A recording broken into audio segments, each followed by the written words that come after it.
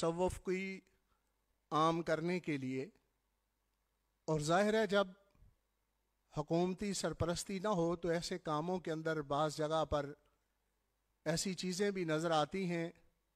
کہ جسے ہم اگر تنقیدی نگاہ سے دیکھیں تو وہ ہمیں اچھی نہیں لگتی۔ اس کے لیے ضروری ہے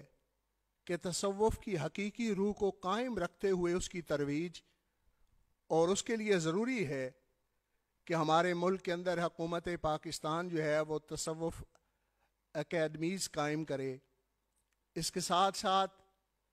ان ہستیوں پر، ان کی سیرت پر کام کی ضرورت ہے، ان کی تعلیمات پر کام کی ضرورت ہے۔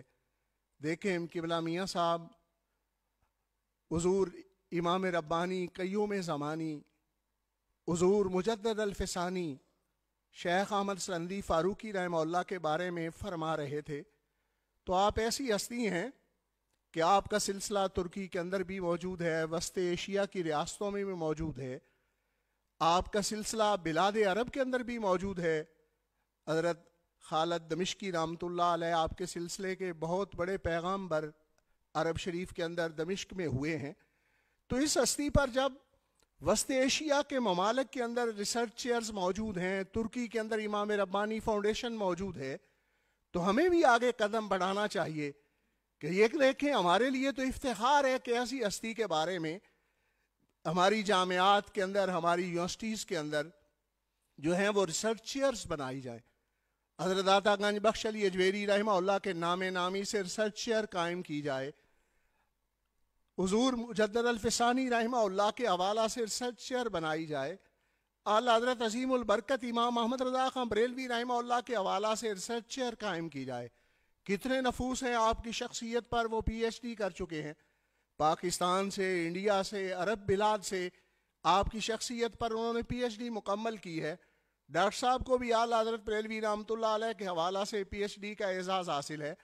تو ایسی شخصیت کے حوالہ سے ریسرچر قائم کی جانی چاہیے۔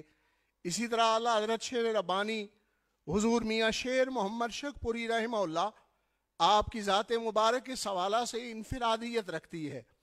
کہ قریب کے دور کے صوفیاء کرام اور اہل اللہ میں سے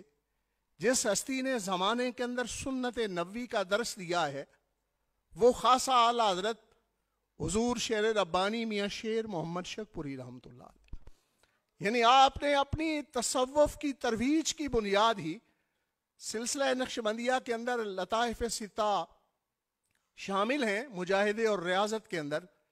لیکن اعلیٰ حضرت شیر ربانی حضور میاں شیر محمد شک پوری رحمہ اللہ نے لطائف ستہ کی جگہ پر درود شریف خضری کی تعلیم اور تلقین کا طریقہ اختیار فرمایا کہ درود شریف خضری اگر پڑھا جائے تو یہ سارے مراتب، ساری منازل جو ہیں اسی سے طے ہو جاتی ہیں۔ بنیاد یہ تھی کہ درود شریف ظاہر قرب نبوی کا ذریعہ ہے۔ تو سید عالم صلی اللہ علیہ وسلم کے ذات جو محبت اور قرب کا تعلق تھا اسی پر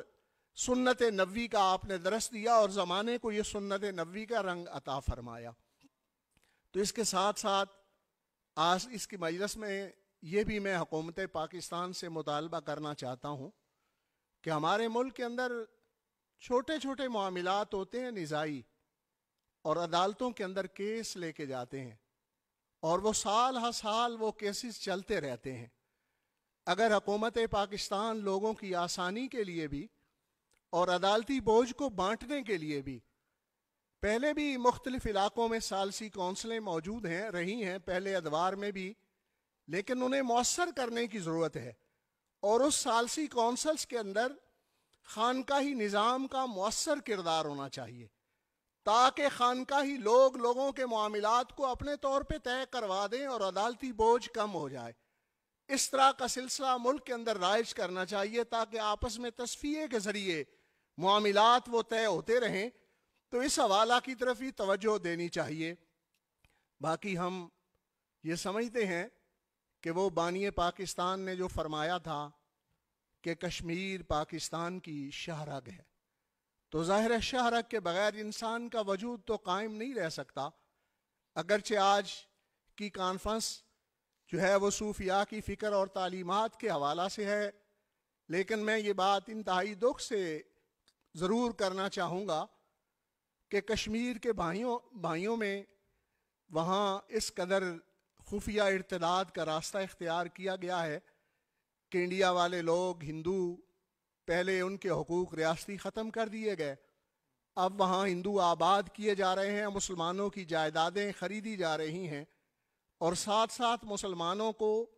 ہندو بنانے کی کوشش کی جا رہی ہے۔ تو اس حوالہ سے حکومت پاکستان کو اپنا کردار ادا کرنا چاہیے قریبی مسلمان ملک ہونے کے ناطے، اور اس حوالہ سے جس طرح خطوط پر پہلے کشمیر پالیسی استوار تھی اسی انداز میں اس کو تسلسل کے ساتھ چلانا چاہیے۔ اللہ رب العزت جملہ احباب طریقت جنہوں نے اس حوالہ سے کوشش و کاوش کی انہیں جزائے کاملہ عطا فرمائے۔ وما علیہ الا البلاغ المبین۔